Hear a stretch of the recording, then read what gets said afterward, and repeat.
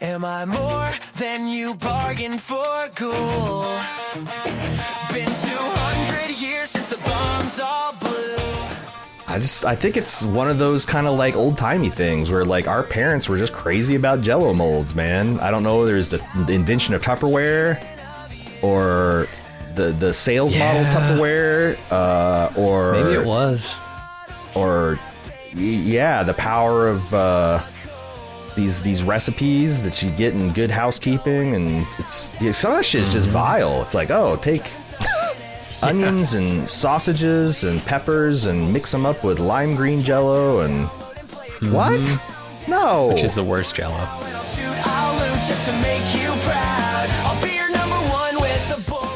Welcome to the Fallout Boys, the officially unofficial podcast for Fallout on Amazon Prime. I'm Jim. I'm A.Ron. And today we're talking Season 1, Episode 5, The Past. You wanted to talk about the future, I bet.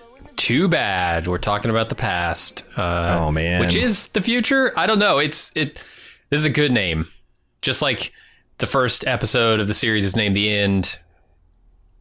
The past is a good name for this episode. I was told by Rafiki in The Lion King that you shouldn't dwell too much on the past. But it's going to spin. And maybe Nolan and Joy feel the same way because this is a relatively short episode, about 40 minutes of actual action.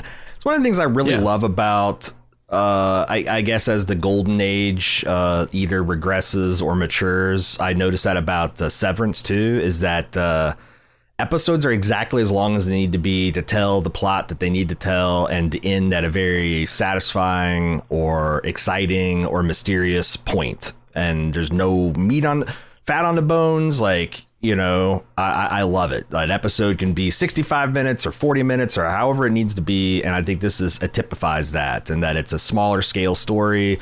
You know, we had a lot of big action. Not that there's no action in this scene, but this is more setting things up, building the relationship between Maximus and Lucy, which, you know, we know a lot more than Lucy. So it's fun as the viewer to see her kind of like thinking that she can trust Maximus because he gave her his name, Titus. And we know how fucked up that whole thing is. And you're right. Immediately lies to her. I love that. Yeah. I don't know. That's like the benefit of streaming, right? At risk of tangenting off at the very beginning of this podcast, what do you think they're going to do with these episode durations when all of the streaming services are putting advertisements in for their standard plan instead of their premium plan? I don't know. Because I don't know that... you know, like the other shows had to be like 45 minutes with commercials because the next hour comes up and you got to be off the fucking air. Knight Rider can't be running at the same time Dallas does or St. Elsewhere's. Are you crazy? Whereas, you know, even if you added ads to this, and I think there's obvious insertion points and all these things, it's still, you know, you don't have to get off the air before Airwolf comes on. So... yeah, it'll be an hour and a half with commercials, or it might be 50 minutes with commercials or whatever. I'm just worried about too little content stuff with too much commercials, but I'm sure I'm the only one who worries about that. So you're thinking that like this is going to be an hour and a half, 40-minute episode with commercials. I mean, yeah. Hey, they're going to find a sweet spot with 15 minutes commercials. There'll be a psychological experiment that they're going to see how many ads the average person will sit through, and there'll be a bell curve, and those on either end of it are not going to be happy, but there'll be a nice sweet spot. About 70% of the people that are happy to listen to X amount of commercials for Y amount of content. That's what Vault 34 is for. They're just testing how many commercials can we stick into an episode. And it's always a creeping thing because, like, I'm amazed at, you know, I watched Star Trek: The Next Generation. Those episodes are about 47 minutes. I was kind of interested to see that the average Star Trek, the old series, is like 52, 53 minutes. And then, like, the average hour show now is about 43, 44. So it's like they're boiling the frog even in the old ways. So... My frog's pretty much boiled at this point. I think he's dead. I don't think he can. I just pay for all the premium stream services. We have to, right? We have time as professional podcasters to watch commercials. Come on. True. It is wild though, because like now I'm back into football. It's like, oh yeah, commercials are a thing and they exist. So what did you think of this episode after a long digression into the hell of what capitalism does to art? Oh, I really enjoyed it. This is the art I'm looking for. I continue to find this show relentlessly funny while also being very dramatic and compelling from a character standpoint. Just all the ways that these different, like you were mentioning, like all the different sort of knowledge levels of the people involved are crisscrossing in interesting ways. You get some big discoveries in this episode with, hey, the overseer happens over the last 200 years to always be from Vault 31. That seems like a pretty significant coincidence. But Norm is the only one who like really cares. When things are glum, vote 31. It's such a powerful slogan. It might just be that. But they've never had a bad candidate from 31. Well, that's the other thing is like, and things like we've heard nothing but like the Vault 33 is a paradise, according to Lucy. You know, they have a potato famine back then or whatever. But if we're always voting for 31, things are always glum. Right. Once every how often? I don't know how often the elections take place. Yeah, maybe only when they need that. That's like it's interesting to see this kind of I don't know. They're hinting at a sham democracy here or a managed democracy. If you're a hell diver, that might resonate with you. But yeah, like the idea that there is some kind of game over the game that the players haven't been aware of, and Norm and Chet just kind of chipping away at that with Betty. Suspicious, but always amused. She never, I never get an idea that she feels particularly threatened by anything that Chet's doing and Norm's doing. She's just, oh, these boys think they're, but there's some scary shit. And pointing to, you know, if you take the last testament of Vault 32 at their word, they thought that the 31 folks were up to no good and something bad is in there, and they're trying to get at it when it all went to shit. So. Lots of mystery. And then as far as them playing with the different knowledge levels of the viewer and the participants, I thought it was really fun to see Lucy brought up short because she thinks that Maximus is just a surface dweller who didn't, you know, barely literate, didn't go through school, wasn't properly educated, thought the bomb dropped in your little boy. How funny. And then she comes to his town and in fact, there was a thriving metropolis of 35,000 people, a new capital of California, and it got nuked. It looks like a big giant fucking crater. And interesting, there's a little post-credit interestingness with a library book with certain due dates that I think Fallout lore masters are all a Twitter about, but might be pointing to some things that are going on in the TV show too. So yeah. It's a great episode, and I can't wait to talk more about it. And I'm super excited to see that there is potentially a new vault here. Like the end of the episode introduces the idea that we could see inside another vault, and that is awesome. All right, we're going to begin season 1, episode 5 of Fallout on Amazon Prime Video. The Past. Maximus and Thaddeus are bonding over their claiming of the mysterious head as prize. They get so chummy, in fact, that Maximus feels comfortable enough to reveal his true identity to his squire. The result of this confrontation leaves Maximus stunned, frozen, completely unable to move. Yeah, Maximus. I remember watching this the first time through and thinking, Maximus is really stupid. Through most of this first season. If not all the way to the end, frankly. And this is one of those examples because he gets caught up in a moment here where he's palling around with his new chum who he just forgets is one of his mortal enemies. Granted, he knows a little bit more about why he was doing it, but used to be an enemy very recently. And he decides he's going to brand this kid, and then decides to give him the information that he almost certainly would have recoiled at before the branding, and now is just doubly offensive because of the branding, like who his true identity. You need to tell him, like, okay, I'll brand you, but here's something you need to know first, and then show your face, see how he reacts, because this is just the wrong order to do these things in, man. Especially since the way they play this is very similar to how I think one of Better Call Saul, one of his minor schemes is telling a drunk woman that he's actually Kevin Costner. Right.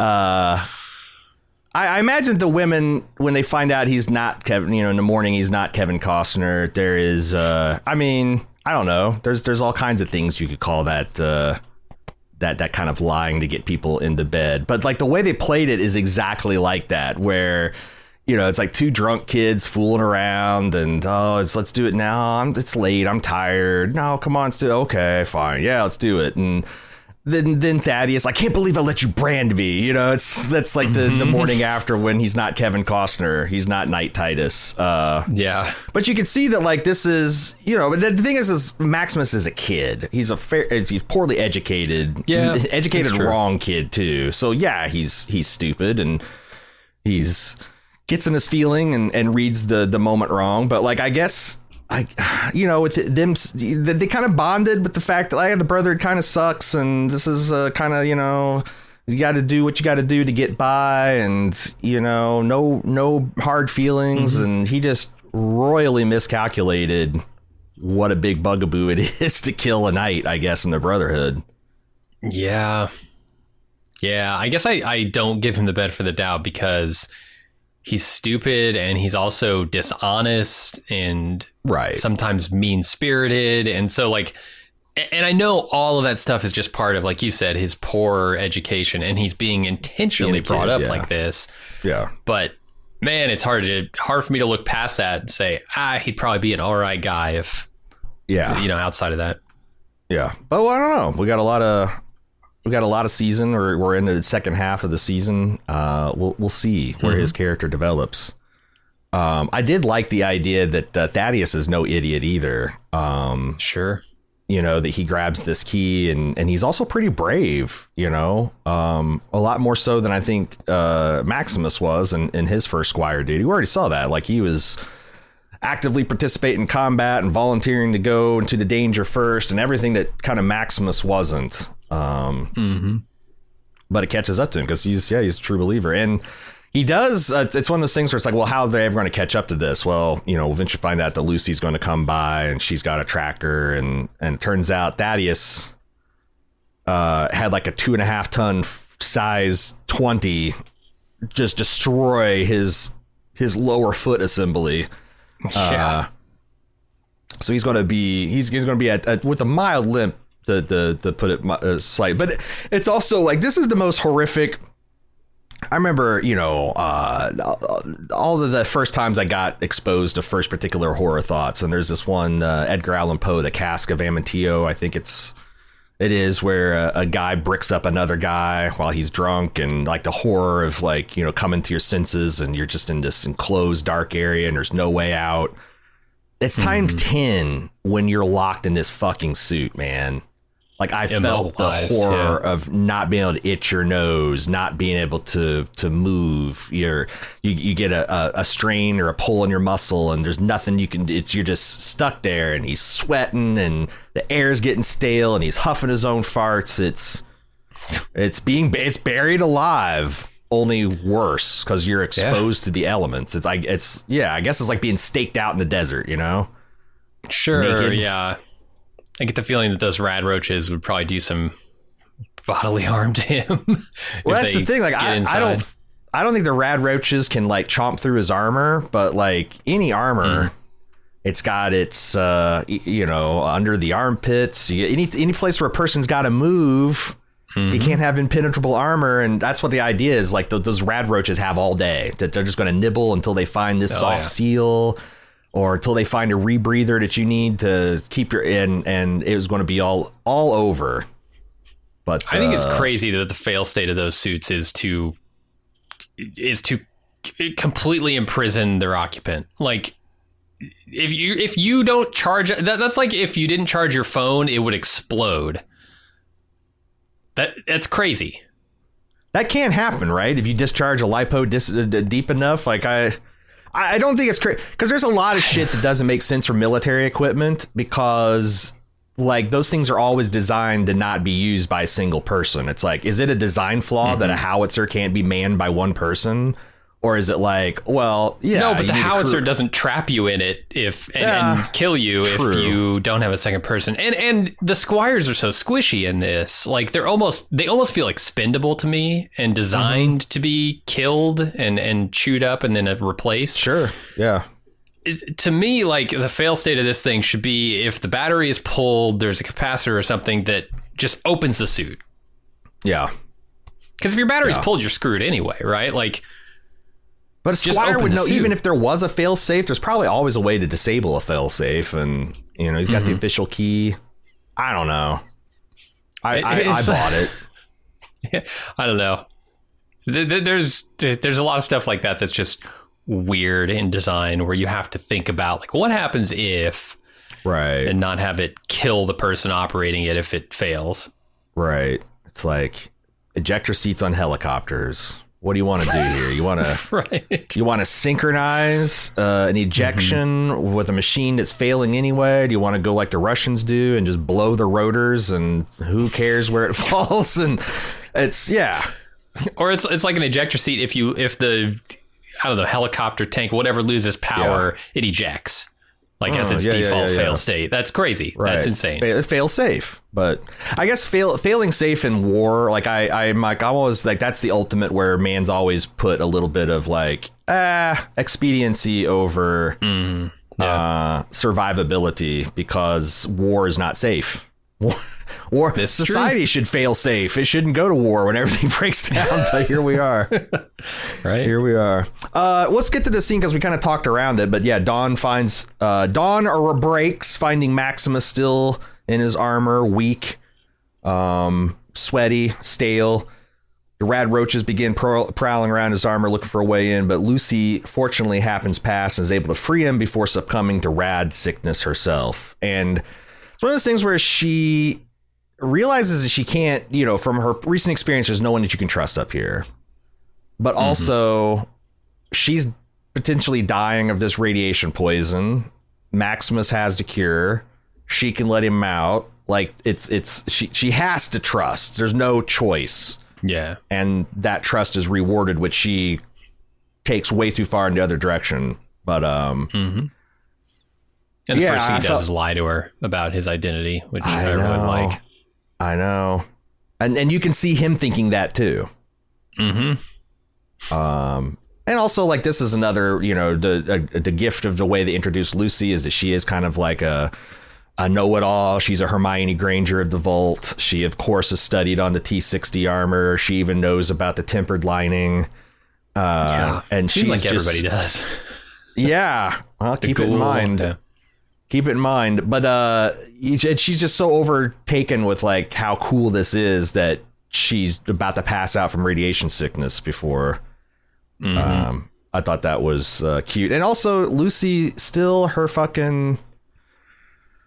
her shoulder pad is being worn like some kind of mutant bra. Like if she had 3 titties that she's trying to, this thing is lopsided and it's too far up her shoulder. But I don't know. I don't know when she fixes it. I thought it was this episode, but I don't know. Maybe it's later, after she gets out of the vault situation she's in now. It still bugs me.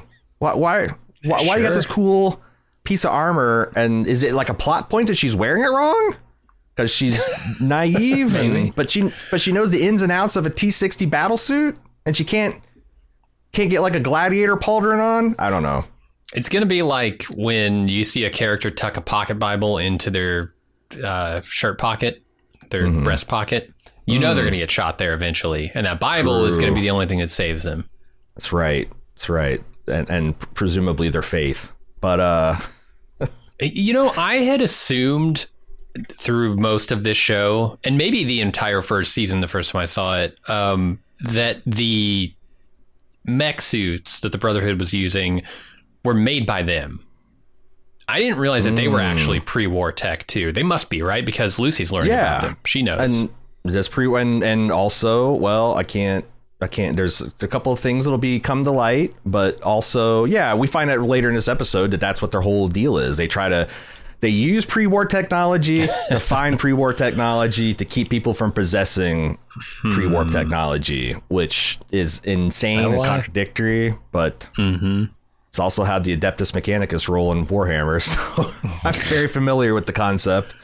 I also like the subtle acting, like, we talk about Maximus and, what we feel of as a person, but like, the way he like gasps for air when the thing pops open, and his acting inside the armor, and he's even got some comedic chops that he uses when they're bargaining with these fiends at the end. I appreciate what he's doing. Like, I don't think that, nothing of this goes against the guy playing Maximus. It's just he's doing such a good job playing a dope that we think he's a dope. That's acting, boy. She's also talks about that she's also starting to see, maybe she's got a little leverage here. She's starting to understand that, like, it's not just her out here for this head. There might be some deal making that could go on here, but we'll leave that for another scene. We're back in Vault 33, Jim. Norm has a burning desire to know how and why his mother's Pip-Boy was used in the sacking of Vault 32, but finds only more questions about the suddenly mysterious Vault 31. When Chet and Norm finally return to Vault 33, Betty greets their dusty, dirty selves with some suspicion, but mostly amusement. Yeah, is there anything to say about this scene beyond what we see? Because, like, it's a big reveal scene. Like, something is going on. Like, it's not just 32 went awry and attacked each other. It's also, they were trying to actively get into 31, and they know something is going on in there. Yes. And it's like they all died in the Vesuvius eruption. Like, the guy was frantically blowtorching, and there's another guy in mid-hammer swing, and kind of like the people dying with their arms around. I don't know how this all happened, but it's not possible. Well, the other thing is, like, is this staged? Especially when it reveals that it all goes away. It's like, can you trust anything that you see here? Is that why Betty's so fucking amused? Because, like, Norm and Chet are going into essentially an escape room that she's devised, and they're going to come away with all the conclusions. It's interesting, right? Yeah, because that is so unnatural. There's no way they died like that and stayed like that. And the thing that tells me that, like, Betty knows they're up to no good. Obviously, she doesn't believe them that they're planting potatoes. Although it's hilarious because Chet's so huge and Norm is this little guy, and they'll come out and they're looking like dirty, little rascals. And normally, like, if I was watching a show like Silo, you as soon as they walked away, Betty would have like a intense, suspicious, menacing look. But instead, she kind of chuckles to herself, implying that, like, nothing that they can get up to is a threat to her. Why? How can she be? What is it about this Betty she's person? From Vault 31, so she knows what's going on in there. But their potatoes are slightly better. What gives them the edge? Maybe there's something to find. Maybe she knows that they're going to go in there and it's just going to be another clone of Vault 33. And she found that they're doing a high concept Halloween party. They got carried away. And so... But yeah, these are all things we're supposed to notice and ask questions about. Back to the surface, Maximus has treated Lucy for her rad sickness, leading her to realize that he's someone that she can trust. So she proposes a deal. I use my tracker to lead you to the head that everybody wants, and you use that and my assistance to justify getting a detachment of knights, fully suited knights with some serious, not messing around with guns, to help get my father back, because she's realized that her idea of just going up and asking is probably not going to work. Maximus, which rightfully clowns her on that. Looks like the mushroom cloud is smaller than your thumb, so you still have time to go to support.ballmove.com to get ad-free episodes and so much more.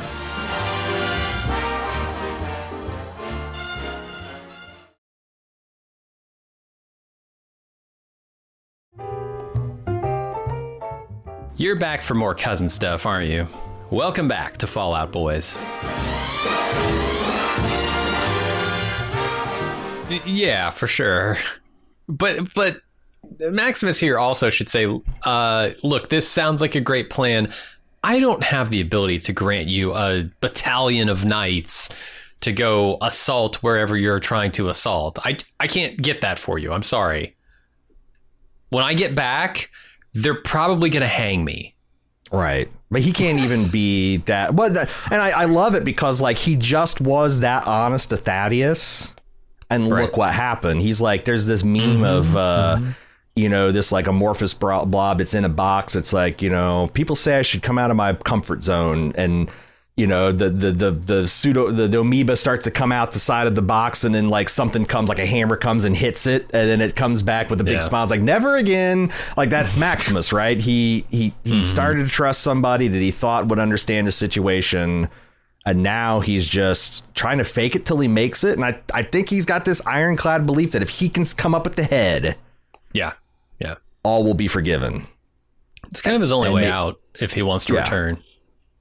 Yeah, and I take him at his word because, like, you know, I'm getting a picture from this episode and the previous ones that he has been kind of a devoted member of the Brotherhood since they rescued him. Yeah.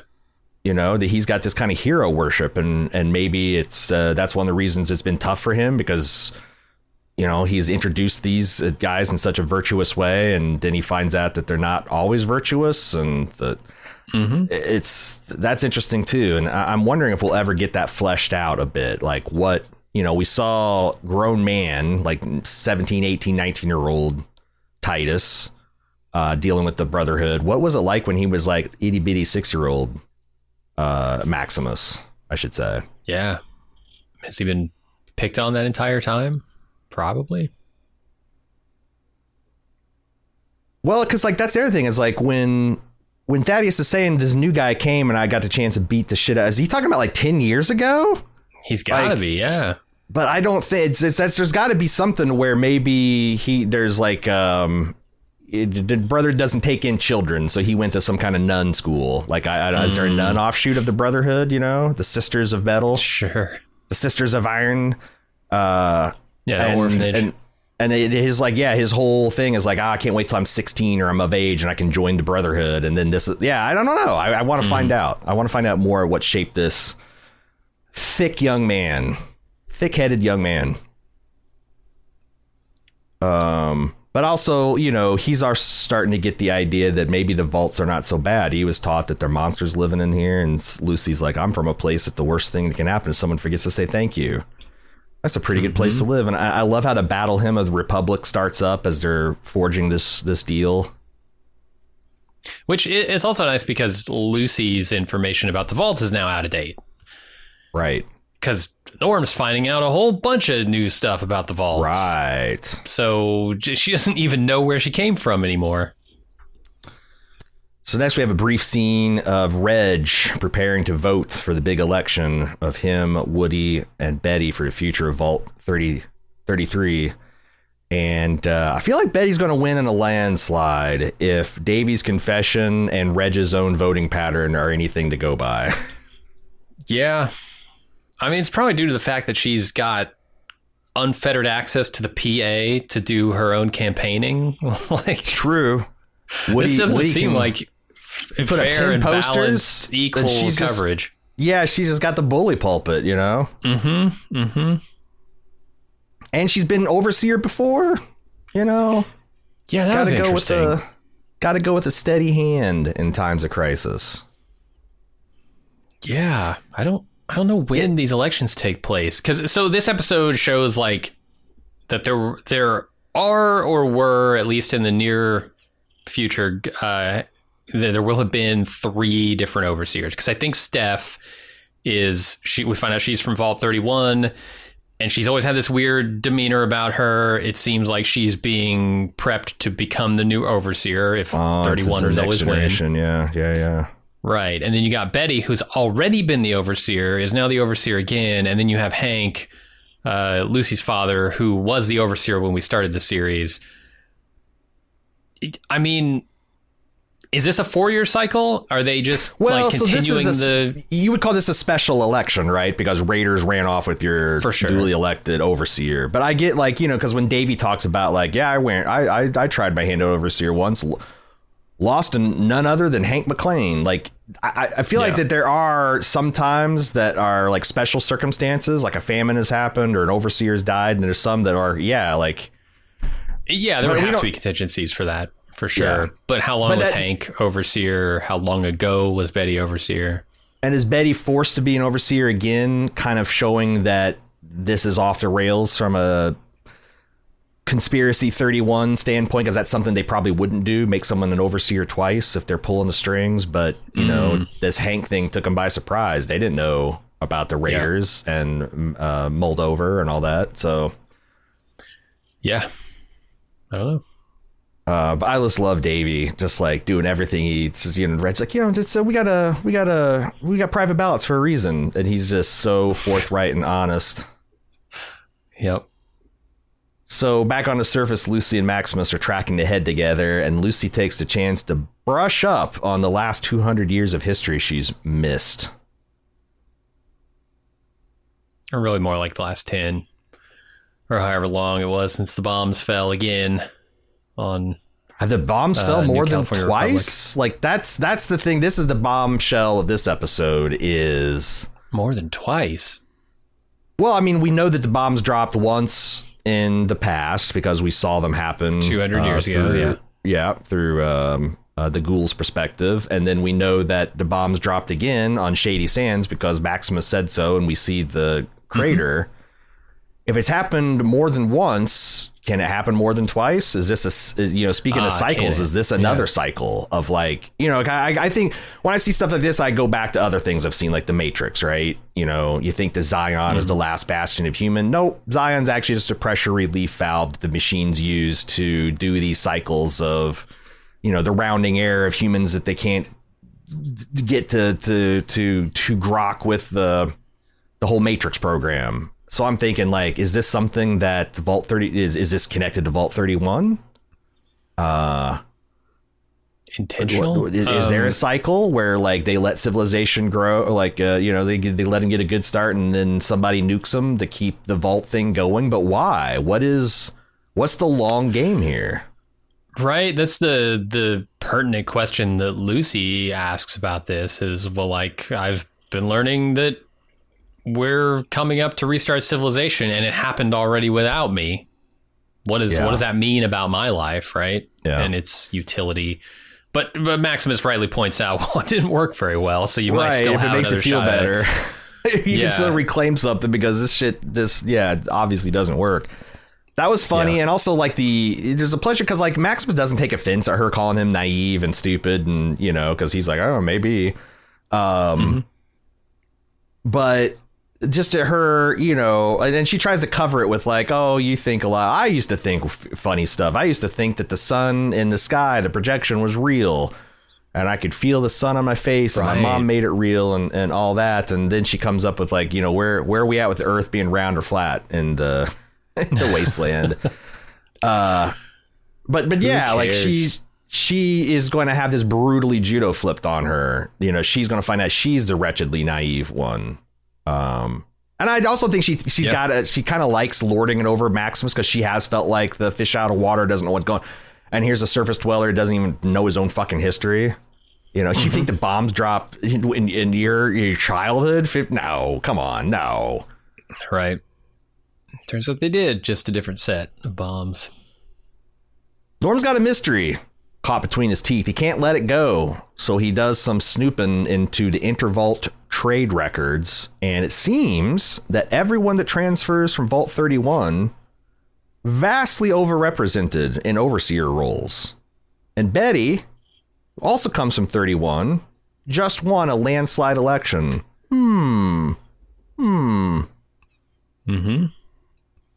I do wonder, assuming this is not a coincidence, as Norm suspects, how do they manage this? Are they just like socially able to engineer everyone into voting for them, or are they actually like completely rigging these elections? That's a good question. I will say that there's another piece of information we'll get to later in the episode where Betty makes an offhand reference to talking to Vault 31 Overseer. That right there, the fact that they have access to that vault and they can like plan and scheme and, you know, and none but no one in Vault 32 or 33 could presumably do that, especially if they're being led by 31ers. That just opens up the door for so much fuckery. You know, who's she talking to over there? Is Vault 31 just bullshit? Is it just like a kayfabe situation? Yeah. And why? There is no Vault 31. Or no one and why? Why is this all happening? What benefit is there to keep people in vaults beyond, you know, immediate necessity? Because obviously you can survive up there, especially with the technology the vault's got of water purifiers and all that stuff. Like they could have started reclaiming. It's not a radiation infested dead zone up there. Well, I mean it is, but it isn't. You know, life's found a way. What's the deal? What are you waiting for? Yeah, no, it brings into question what, you know, Reclamation Day, like Lucy says, and maybe not even just like, is it necessary, but is it ever a thing that they intended to do, or is it just a you know, fake promise that'll never come? So back on top, speaking of, Maximus and Lucy encounter two other denizens of the wasteland, and Lucy tries to lead them in a de-escalation strategy where everyone gets to go home alive. What a revolutionary idea. But these people are fiends, you see, which means they eat other people. And when they see that Lucy's one of those naive vault dwellers, the temptation to prey on her is too strong. And resulting gunfire, Maximus is able to drill two of them, and they get him in the shoulder in return.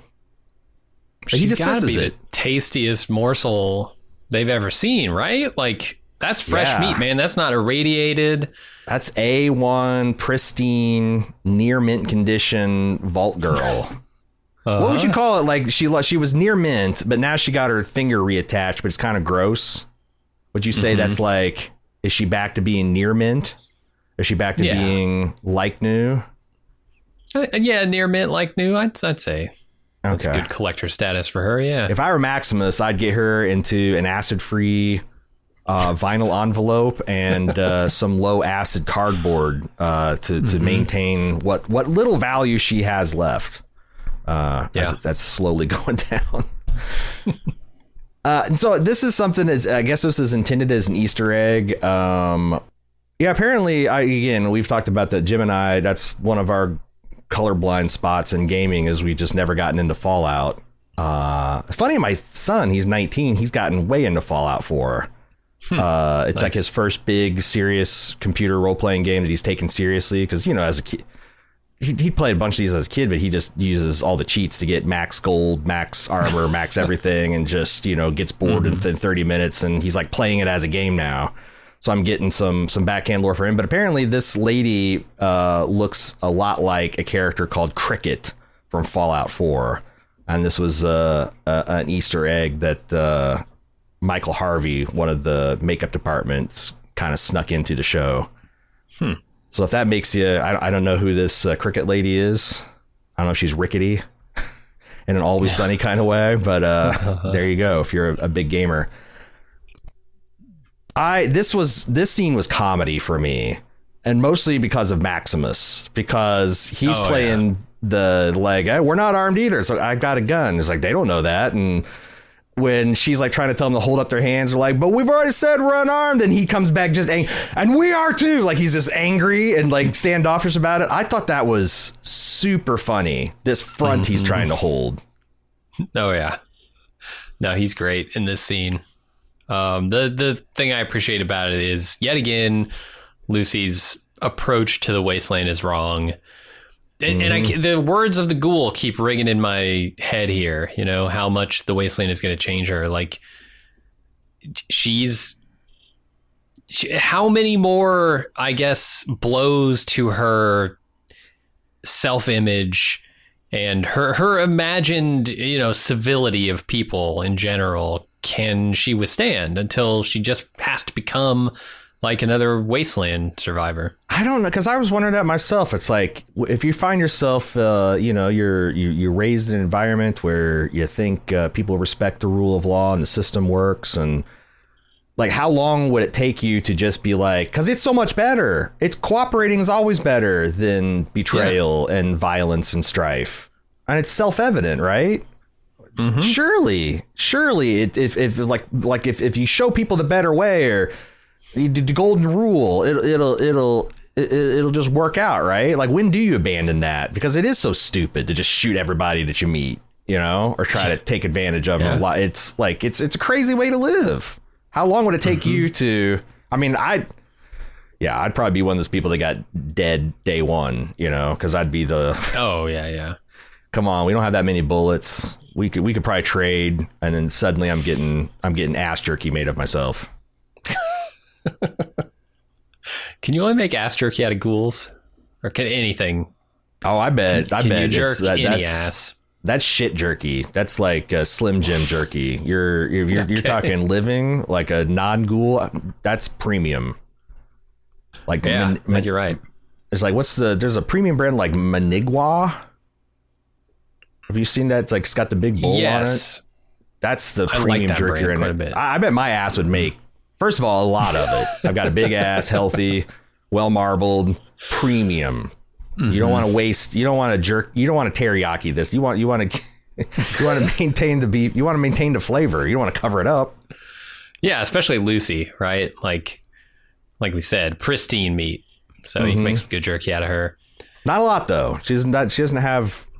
Just one of her asses is. That's true. One of my asses is worth 10 of hers at least. Delicacy. It'll be worth at least 5 caps. But the stuff that the ghoul, like all that stuff last episode, and this is what I really love, playing with like the expectations and the patterns that we see developing here and constantly throwing them into chaos the way the show does. Like last episode, we were talking about the ghoul and how Lucy's stern adherence to this golden rule eventually prevails in this situation and gets the ghoul thinking about his own choices. Yeah. And then in this episode, Lucy is confronted immediately again with another case of her worldview failing her. And the only reason she survives this is because she's with someone who behaves like she would never want to behave. So where does that leave her? They constantly keep hitting her with things that you think will break her, and I'm curious if they will, or when, honestly. And again, it's like, she's so cocksure that she's right, that like Max was like, give me the gun, and she like extra holsters it and puts it, which doesn't, like, he's still able to smoothly pull and fire it, but she just and I love the lady fingers. This like laid back kind of mariachi type, almost like musical chairs type music that you would play as they're, with their hands up, and slowly kind of builds the tension and also kind of underlines the humor. And I also got the like rink as soon as she saw the pit boy. I don't know where like it seems like surface landers hate the Vaulters, but also they know they're wretchedly naive. So it's like, as soon as she saw, I was like, oh, these people probably don't have guns. And the worst they got is a dart gun. Let's take them. Yeah. Back in the Vault 33, Norm continues to pester Chet, who suddenly has his hands full with the blonde Cyclops and her baby, about the strange hold Vault 31 has on Vault 33, but he dismisses it as an innocent coincidence, or, maybe Vault 31 is just a little bit better than us. Better school system, better food, education, resources. When things look glum, vote 31. That's the whole saying. Meanwhile, Betty announces a vault-wide meeting for tomorrow morning. Yeah, poor Woody. He never stood a chance. Put up 10 posters.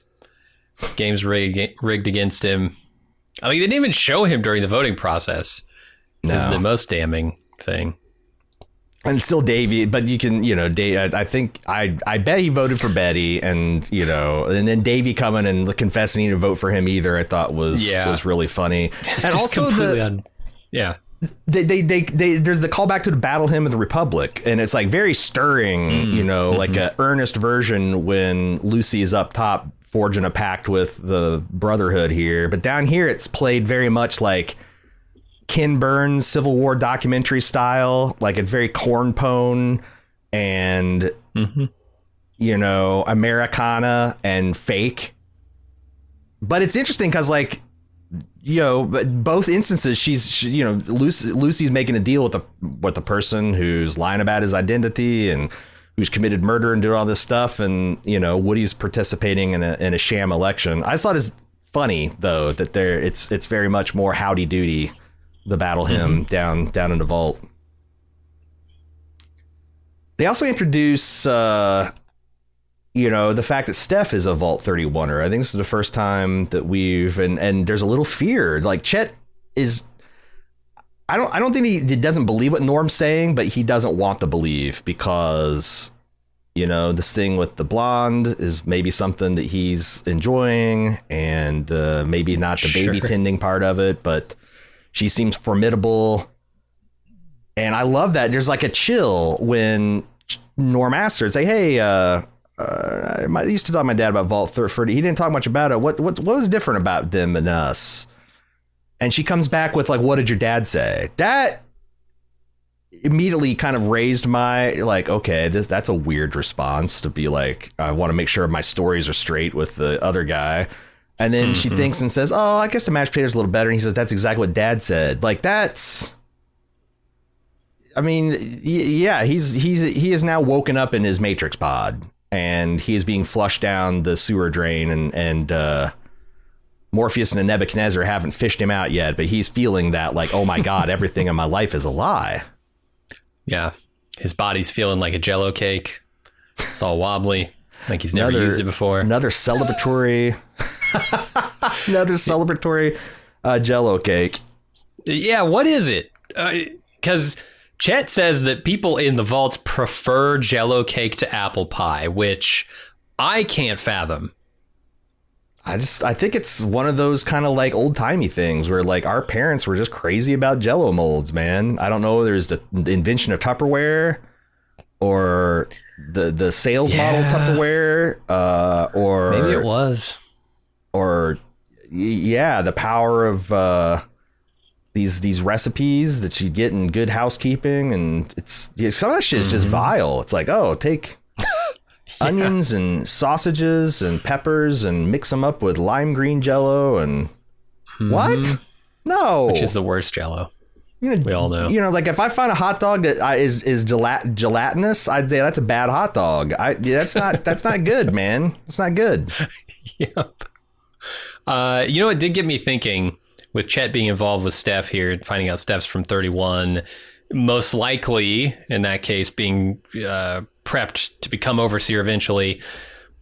What do the spouses of the overseers know, if anything, about how 31 keeps getting elected? And if so, if there is like a secret they're keeping from them, does that have anything to do with what happened to Lucy's mom? Right. That's the first thing. It's like, did she know too much and had to be eliminated, or was she in league with some dirty doings that Hank was doing and it all blew up in their face? And who knows? Or is it I just think like Chet is going to be a little curious. He's a little dopey, but he's also, I think, going to get curious as he gets more comfortable. And if she's going to become the new overseer eventually, he'll have questions, I think. Yeah. I also think it's interesting now that we're talking about it, like Davey talks about he ran during the Weevil crisis, the Weevil famine crisis. How the fuck would a vault get weevils 200 years into being underground? That's impossible. Like if there was going to be a weevil breakout famine, it would have happened within the first month, right? So like this is more kind of like, I never thought of it, but this is more evidence of like, are these actual crises, or are these all? Because it makes sense. Oh, farming out weevil, but like, where did the weevils come from?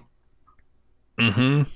Did you introduce a potato weevil? Like, why would you do that? And yeah, did it get out from outside? Is it a rad weevil? Rad weevils. Oh my god. It's not thousands and millions of them. It's just 5 or 6, but they're the size of a, Nebraska State Fair pig.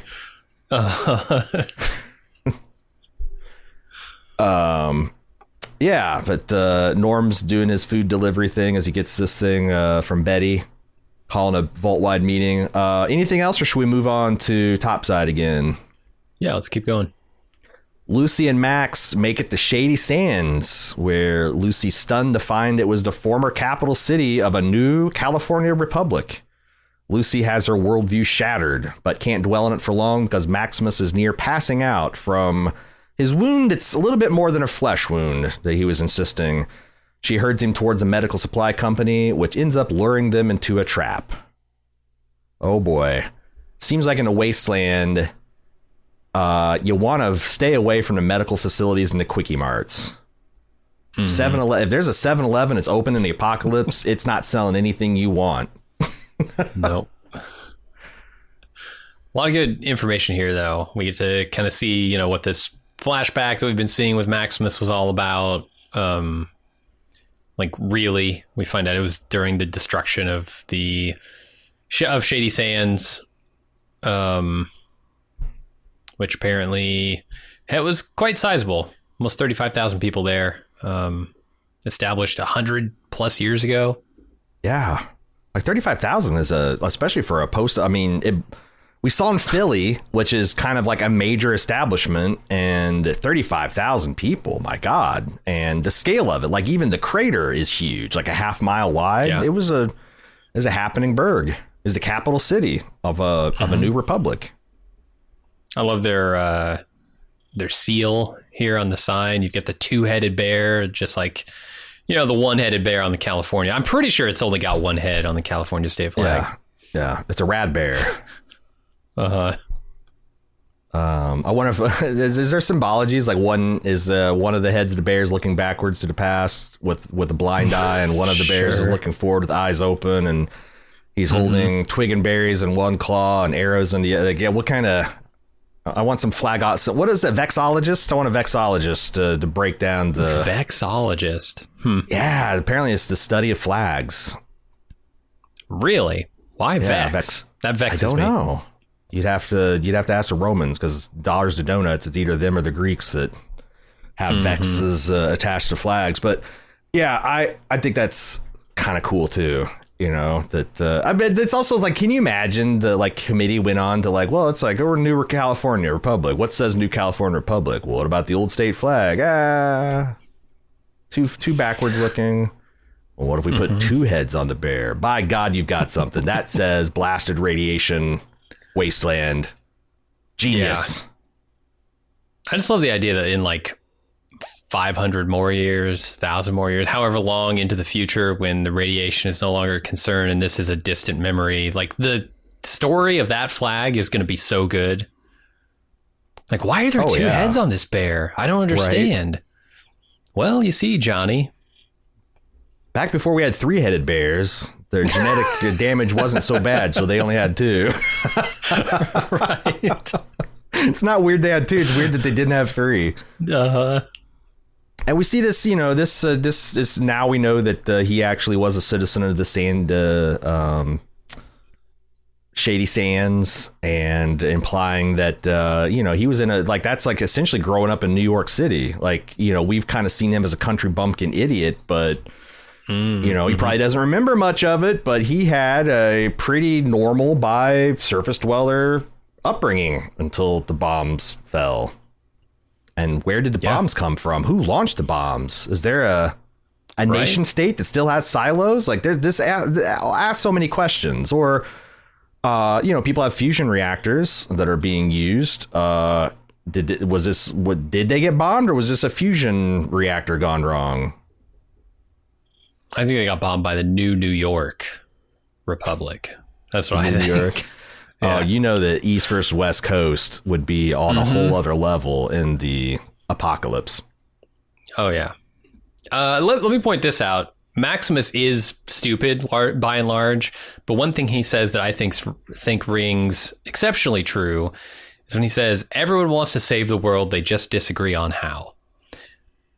That is like a very insightful comment from a very stupid character. So much so that I'm not sure how he came up with it, frankly.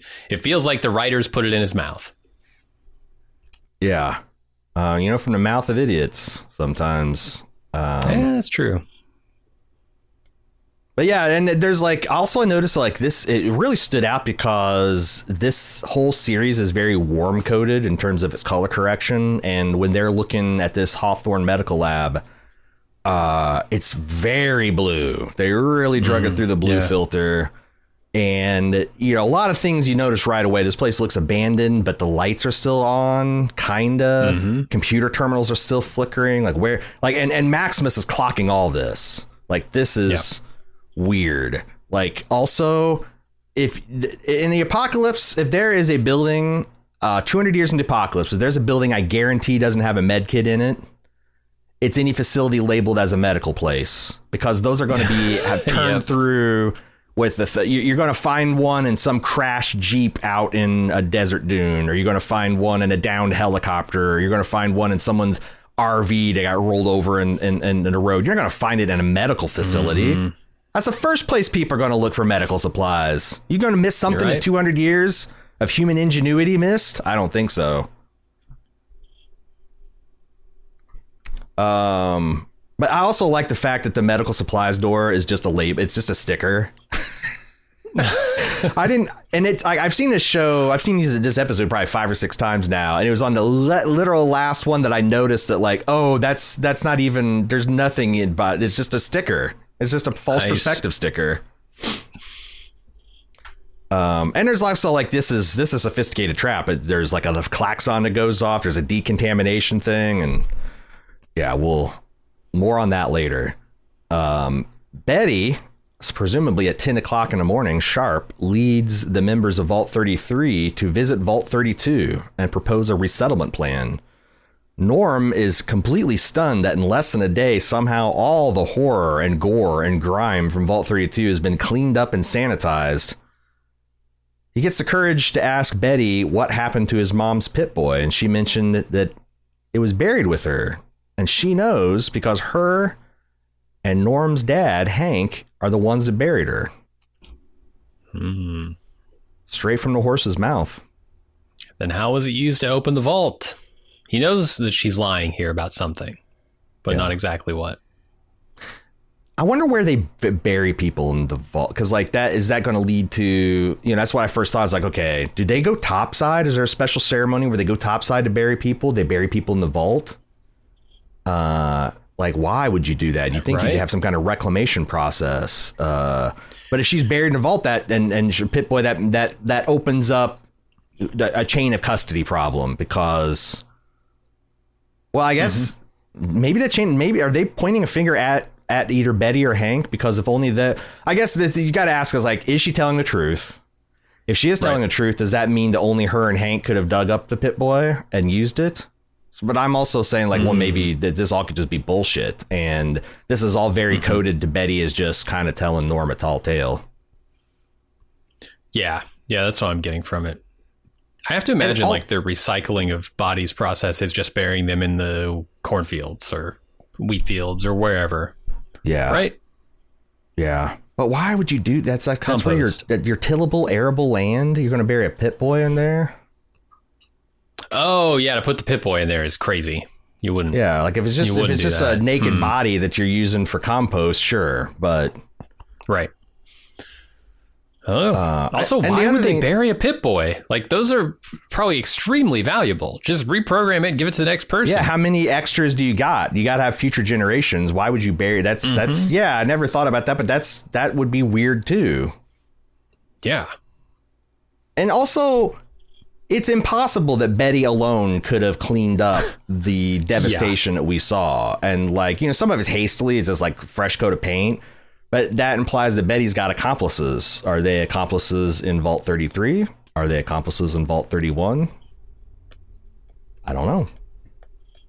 Yeah, That's the thing, because I didn't get the impression that anyone from 33 had helped her based on the way they're reacting to Vault 32. Everybody seems to be very impressed, very surprised. Sure. But I'm thinking of people like the Cyclops, who are known Vault 31, that might be grooming, that might be part of the... And there's got to be... If there's two, Betty and the blonde Cyclops, there's got to be... There's probably a third, Like, there's a group of people that know something more is going on here, and maybe she tapped in. But that is a huge job. I mean, look at the state that Norm saw it in just the previous night. Yeah, and that the needle drop, what a difference a day makes, is so I know, so I love that. And I thought Norm was also pretty.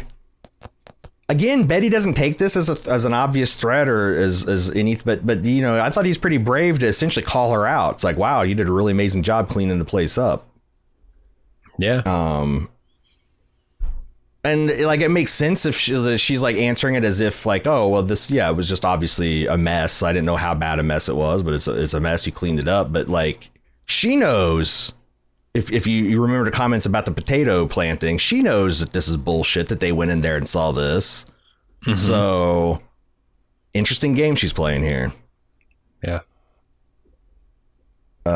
Also the idea that she's going to settle they're going to split up the vault and resettle this one and put some. I'm very curious to see who goes into Vault 32, who stays behind in Vault 33. Are there going to be any patterns that we can establish? Mm-hmm. Finally, we need to end the episode with Lucy awakening in a room labeled Intake 7, laying there in a gurney right beside Maximus. She runs to an observation window and instantly relaxes, knowing that they are in the safest spot in this whole blasted Earth, in the warm, cozy confines of a Vault-Tec branded vault. Mm-hmm. Don't have to worry anymore. We're home. Safe sound, yeah. But also, like, you'd think she'd be thinking, there's a vault that traps people on the... what? Yeah. Yeah, I don't think they have anything like that in 33. Mm-hmm. 32, really maybe 31. Really looking forward to seeing what the whole deal is. Yeah, is this one of the master vaults that we're theorizing exists? But we're gonna get some interesting things to chew on next episode for sure. Mm-hmm. Yeah, I'm excited to see what kind of vault this is. I found it really funny that there's a sign in the background that says "Caution: Falling Objects," which. Knowing that they just fell down into this room, right? The objects are people.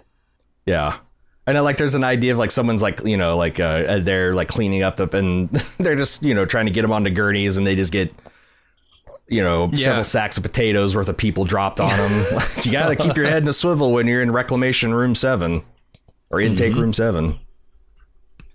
That's the episode. Again, if you are a video game lore master and you want to dive into the date discrepancies, I understand in terms of the California New Republic and the outline, the dates as they're, I guess, the lore of the game versus that. There's a big clue here when they zoom in on this library book. Looks like this book began with February 2189. There's also something that you mentioned it looked like a passport, which I thought so too, but when I was looking at it, it has someone's name on it, almost like it's more of a history book, and it says 2189 on it, which is when the thing was founded. And books are checked out through November 2276, which is interesting because that would be the 500th birthday of America. Yeah. I wonder if there's something significant to that. Interesting. So, yeah, the Kate Williams is the person who wrote the book, and then you find out that's a locker room that was in a high school. And you even mentioned that as they're going to Shady Sands, one of the prominent buildings is a library. This was a fully functional town, man. Had kids in it. Every time that's a thing I think that was pointed out in The Walking Dead. It's something I've caught. It's like if you're in an post-apocalyptic situation, any settlement that has children is probably not too fucked up.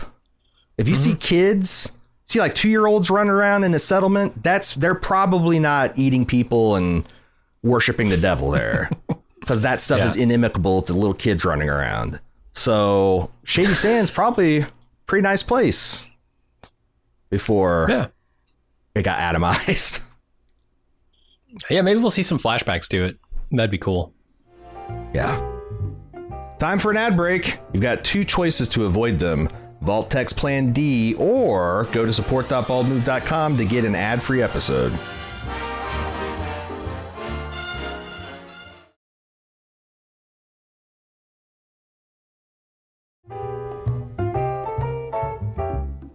And we're back with more Fall Out Boys on Bald Move.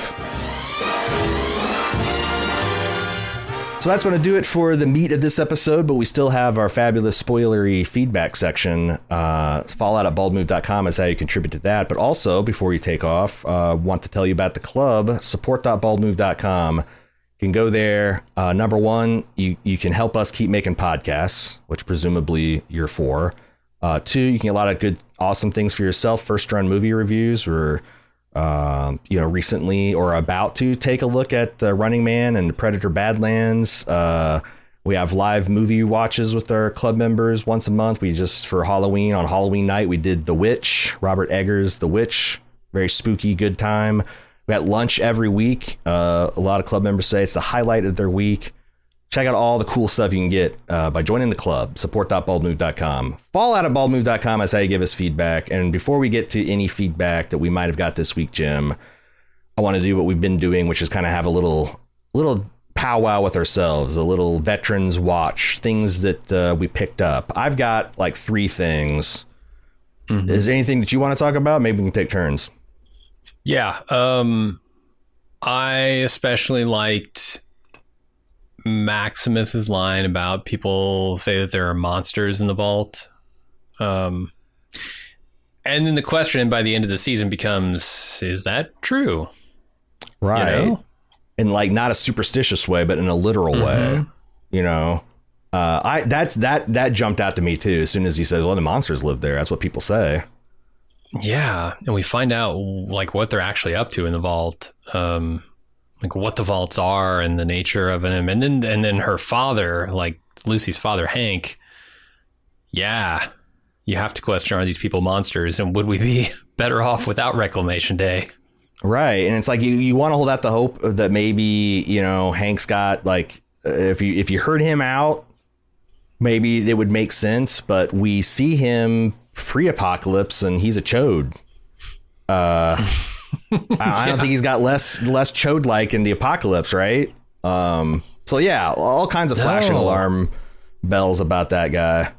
And that's like tied into also what Maximus says about everybody wanting to save the world. They just disagree on how. And right, like each vault here would have their own version of Reclamation Day. So you're gonna like 33 and 32, 31 is gonna come out and try and impose their particular brand of stewed justice and stewed society here that they've got in their vaults. And then, I don't know, 47 through 49's coming out with whatever fucked up stuff they've done for the last 200 years. And they're all going to be just clashing again on the surface. Yeah. It's going to be another war. Yeah. Yeah. The worst day of the war is when all the vaults come up to enact their Reclamation Day. Right. So I love how that all turns around by the end of the season. Another one I noticed along the same lines is, you know, didn't pick it up on first watch, but it really jumped out at me. Lucy trying to empathize with how naive Maximus might be to, you know, think that he was alive when the first bomb. It's like, oh, well, you know, when my mom took me outside, man, the sun was just so bright and it felt so warm on my face that I just clearly she's actually remembering very fuzzy childhood memories of when her mom did take her out of the vault, took her to what we think is Shady Springs. Yeah, I think so. And she was running around there, maybe even with Maximus. Like that's the flashback I'm waiting for. That little Maximus and little Lucy ran around and played together on the playground. Okay, I like it. And they do kind of film that to where it could be inside, it could be outside.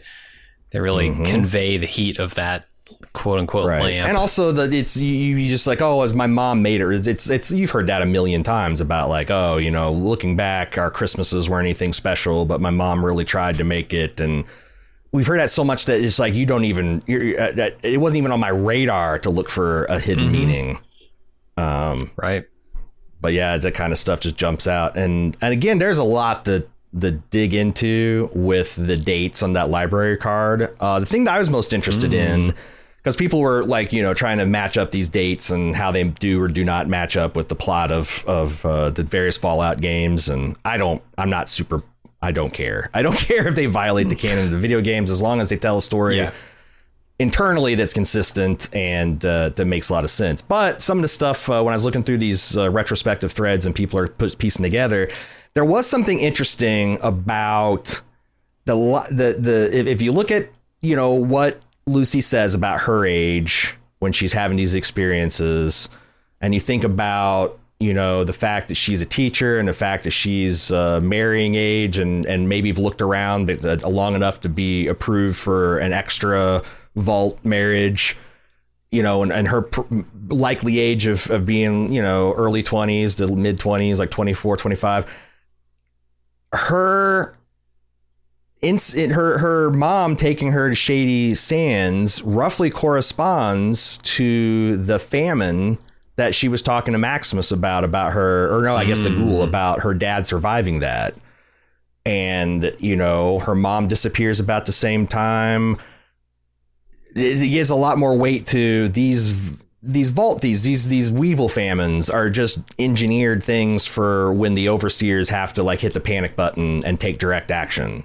Like, yeah, was that a cover for, you know, was Lucy's mom the only person that left? Did they have to cover a whole bunch of people that disappeared and it had to be a famine? Did Hank being weak and sick was an excuse for him to be away from the vault where he was going to reclaim Lucy's mom? Did he bomb? Does Hank have access to nuclear weapons? Did Hank rig Shady Sands fusion reactor to explode? But it is interesting how these things are seeming to line up as we're going into the season. Yeah. And then I have questions. Like my big one at the end of this episode is, how did they clean up that vault so fast? Because what we see in Vault 31 isn't an army of people who could come help her clean this up surreptitiously. So either they woke everybody up in those capsules, like the Vault Tech people were temporarily woken up and refrozen. That seems crazy. Just to clean up, which seems crazy. Or this tiny mouse droid did it, which impossible. So the one thing I'd observe that you didn't bring up is clearly the overseers in Vault 31 believe that they're above grunt work. I reject that. Even if you woke them from that, they would willingly go and roll up their sleeves and do hard work. OK, sure. They're management. They have people for that. I'm guessing that either they have a whole bunch of like subservient junior or something, like a whole undercast that they can wake up for stuff like that, or that malfunctioning mouse droid is but the leader of like Sorcerer's Apprentice type army of simple robots that can execute simple tasks and stuff like that, you know. Sure. Like 30 dumb robots that can monotask the painting and cleaning and things like that. Oh my god. Where are you from? Oh, I'd love to visit there myself. Yeah. I would love to hear 30 of them all doing small talk to each other that they're all ignoring. Well, that's all the veteran stuff I had. Did you have anything else you want to point out? No, I think that's it. All right, that's going to do it for this episode this week. Fallout@baldmove.com if you'd like to send in some feedback, some spoilery feedback, and support.baldmove.com if you want to keep us keeping on. We'll be back next week with another episode of Fallout. See you then. We're going down, down to